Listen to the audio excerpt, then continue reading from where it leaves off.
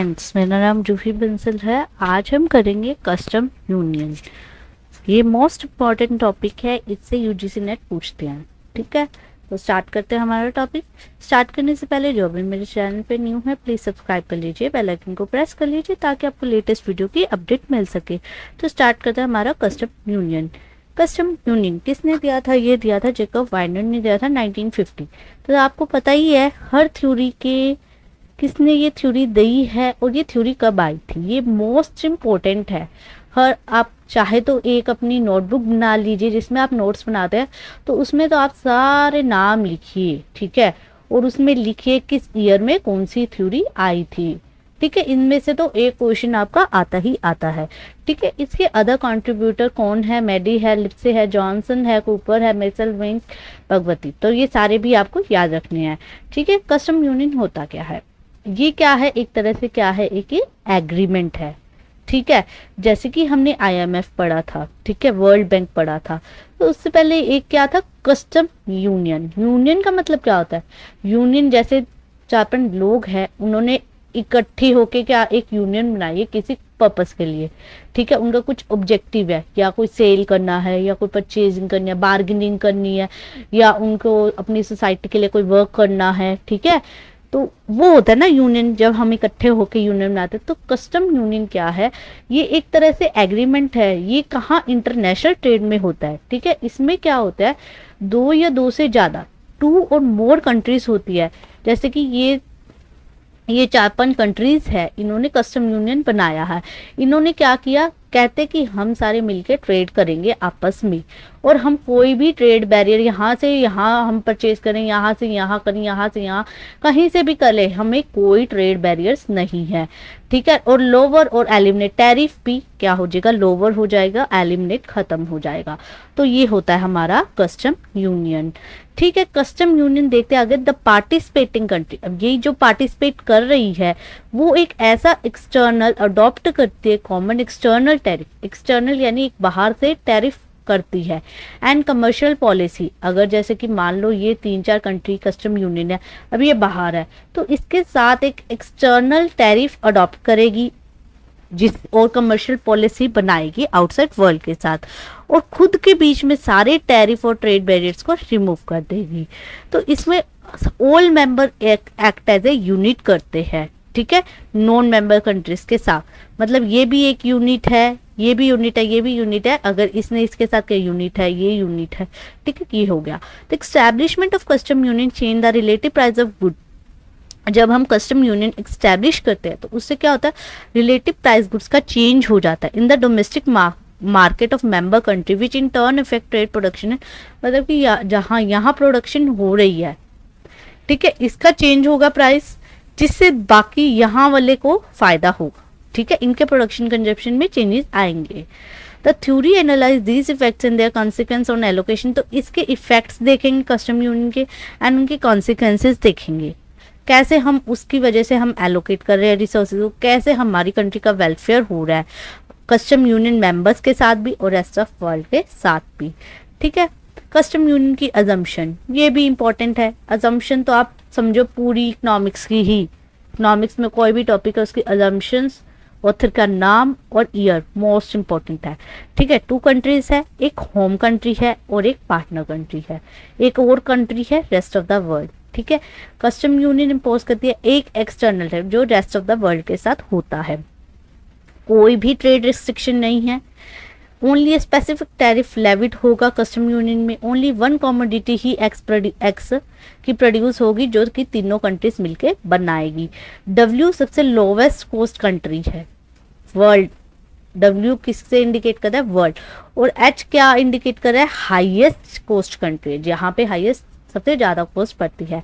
Price हम cost से determine करेंगे। Commodity constant cost per produce हो रही है। सप्लाई हमारी एक एच कर्व है, एक डब्ल्यू कर्व है जो कि परफेक्टली इलास्टिक है। ठीक है, परफेक्ट कंपटीशन इन कॉमोडिटी, और आगे परफेक्ट कंपटीशन है कॉमोडिटी और फैक्टर मार्केट में। और परफेक्ट फैक्टर मोबिलिटी है नेशनली, और फैक्टर इमोबिलिटी है नेशनल बाउंड्रीज के beyond. No transportation cost, total resources हमारे फिक्स है, फुल एम्प्लॉयमेंट है, टेक्नोलॉजी गिवन कांस्टेंट है, बैलेंस शीट। तो ये तो ऑलमोस्ट सभी में क्या है? सेम ही है। ठीक है, आगे देखते हैं। द थ्योरी वाज डेवलप्ड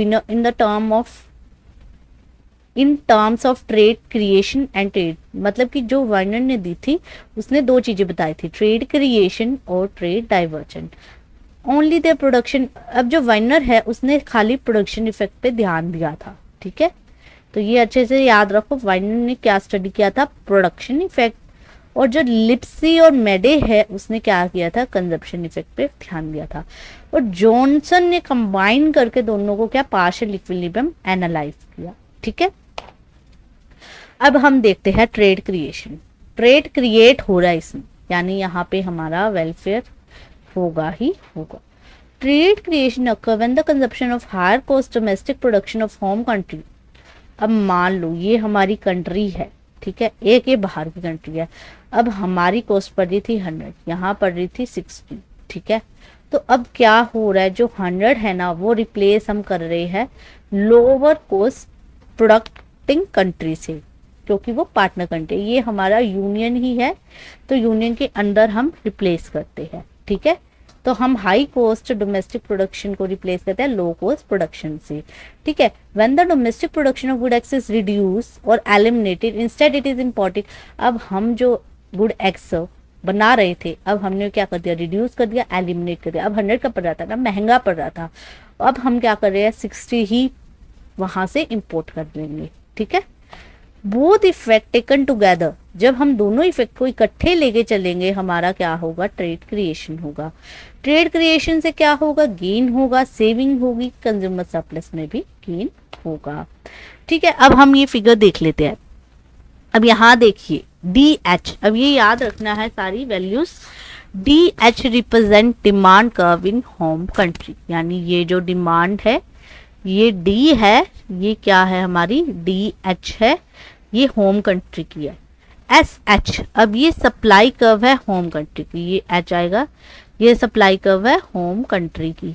ठीक है, SW, और ये W क्या इंडिकेटर है, वर्ल्ड की। ठीक है, P क्या इंडिकेट कर रहा है, पार्टनर कंट्री की। ठीक है, SW प्लस T, ये टैरिफ लग गया यहाँ पे। ठीक है, SP रिप्रेजेंट कर रहा है, यहाँ पे लिखा ही हुआ है OH। अब हम देखेंगे OH कहाँ है, यहाँ ये आ गया OH क्या है, प्राइस ये कहाँ है, होम कंट्री में। मान लो ये 100 है, हमें अगर हम प्रोड्यूस करेंगे तो हम कितने में करेंगे, 100 रुपए में। ठीक है, और ये सबसे महंगा प्राइस है, यहाँ पे मान लो 90 है, 80 है और ये 70 है। OW is the price and सबसे लोवेस्ट कौन सा है, rest of the world. OP partner country है जो 80। अब देखो कस्टम यूनियन ये है, rest of the world W है, और ये 2 है, ये पार्टनर कंट्री है और ये होम कंट्री है। अब ये कितने का बनाती है, ये 70 का, ये 80 का, अब ये 100 का। ठीक है, अब हम क्या करेंगे, वैसे तो हमें 70 का सबसे ज्यादा सही रहेगा, पर हम 70 का नहीं करेंगे, क्योंकि अगर हम 70 का प्रोड्यूस लेते हैं तो हमें क्या पड़ेगा, टैरिफ भी लगेगा। ठीक है, टैरिफ भी इधर हमें देना पड़ेगा। पर अगर यही हम प्रोडक्ट पार्टनर कंट्री से लेंगे हमें कोई टैरिफ नहीं लगेगा, क्योंकि हमने क्या किया है, ट्रेड बैरियर्स को रिमूव कर दिया है। इसलिए हमें 80, अब यहाँ मान लो 10 या 20 रुपीज टैरिफ लग गया तो 90 का ही पड़ गया ना प्राइस। तो हम यहाँ रेस्ट ऑफ द वर्ल्ड से नहीं, हम यहाँ पार्टनर कंट्री से ही लेंगे। तो ये ही थ्योरी कहती है। अब हम इफेक्ट्स देखेंगे, यहाँ पे वही लिखा है बिफोर कस्टम यूनियन। जब हम कस्टम यूनियन नहीं था तो हम वर्ल्ड से मंगा रहे थे, इंपोर्ट कर रहे थे। ठीक है, WTO का टैरिफ है जो कि ये वाला, मतलब कि ये वाला जो क्या है, टैरिफ है जो कि कंट्री W लगाती है, बाय कंट्री H द्वारा लगवाया जाए, so that the rest of the world supply अब हमारी कितनी हो गई, ये हो गई। ठीक है, तो OM प्रोड्यूस, अब इसमें देखेंगे कहाँ कहाँ कितना कितना प्रोड्यूस हो रहा है। Rest of the become T SW plus T at the tariff rate and price 40 country H consume. अब देखो कंट्री H कितना कर रही है, अगर वो यहाँ से रेस्ट ऑफ द वर्ल्ड से मंगाती है तो ये थोड़ा सा करेक्शन थी यहाँ पे जो था। अब देखते हैं कंट्री H कितना कंज्यूम कर रही है, ON। अब यहाँ पे देखिए ये डिमांड आ गई H की, अगर वो बाहर, अब हम कस्टम यूनियन, सॉरी ये कट गया है, सॉरी हाँ, तो अगर हम रेस्ट ऑफ द वर्ल्ड देखें तो हमारा रेस्ट ऑफ वर्ल्ड हम ये प्राइस पे खरीद रहे हैं, तो यहाँ पे पहले परचेजिंग प्राइस लिखते हैं, वो कितना है OT, ठीक है। होम कंट्री की सेल और परचेज देखो, सेल यहाँ है और परचेज यहाँ है। अब हम कितना कर रहे हैं, ON क्या कर रहे हैं हम, डिमांड, डिमांड है ON, ठीक है। प्रोडक्शन कितनी है हमारी, सप्लाई कितनी है, सप्लाई है OM, ठीक है। OM हमारी सप्लाई है, वो जो MN है, ठीक है, MN जो हमारा बचा हुआ है वो हम कर रहे हैं इनपुट, ठीक है। इतना तो पता चल गया। अब क्या है, country H get a tariff revenue equal to the area of rectangle, in this situation country P is out of the market. अब हमारे पास अभी P है ही नहीं, यानी ये अभी मार्केट में है ही नहीं, अभी तो सिर्फ ये ही चल रहा है, ठीक है। Tariff price OP is higher, अब in this situation it's pre tariff price हमारा क्या है, OP is higher than the price OW of country W and imposition of W2 tariff by country H on its product would rise the price or to a higher level than OT. Suppose country H, ठीक है। ये कह रहे हैं कि अब अगर हम देखें OP प्राइस कम है, OP प्राइस हायर है OW से, तो हम वहां से नहीं ले गए, ठीक है।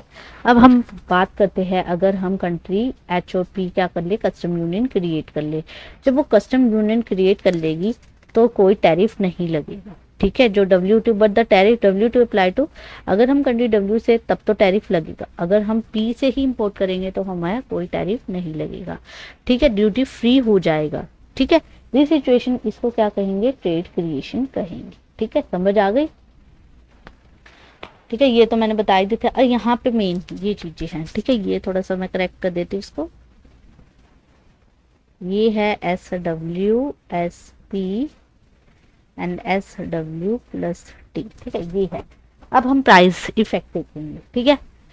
अब हमने क्या प्राइस इफेक्ट क्या है, country H import at price OP as against OT, तो पहले वो कितना, देखो प्राइस का देखते हैं हम, पहले वो OT पे मंगा रही थी, मान लो ये OT है 90, अब वो कितने पे चली गई है, OP पे जो कि है 80, तो ये हो गया हमारा प्राइस इफेक्ट, ठीक है।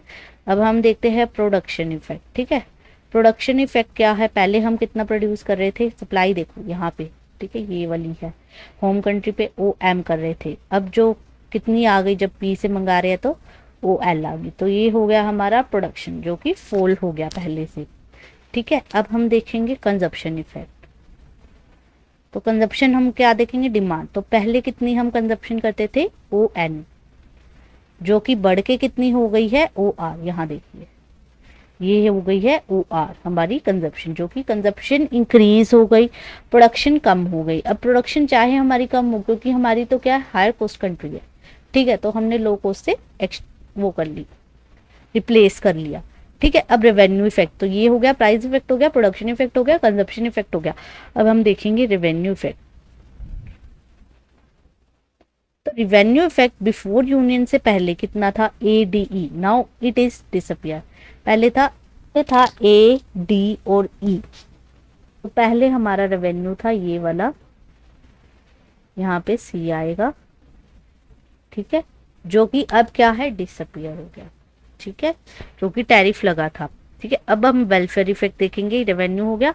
अब वेलफेयर गेन कैसे निकलेगा, B plus D, consumer surplus minus producer surplus minus tariff revenue, तो ये हो जाएगा B प्लस D। तो हम देखते हैं वेलफेयर इफेक्ट, तो वेलफेयर इफेक्ट के लिए हमने देखा कंज्यूमर सरप्लस, सबसे पहले क्या है कंज्यूमर सरप्लस, फिर हमने क्या देखना है, प्रोड्यूसर सरप्लस, देन हमारा क्या है, टैरिफ रेवेन्यू, वेलफेयर इफेक्ट। तो कंज्यूमर सरप्लस, अब ध्यान से देखिए, ये वाला है PT और ये वाला, तो ये हमारा क्या हो गया, कंज्यूमर सरप्लस, ठीक है। और अब हम देखते हैं प्रोड्यूसर सरप्लस, प्रोड्यूसर सरप्लस है ये वाला,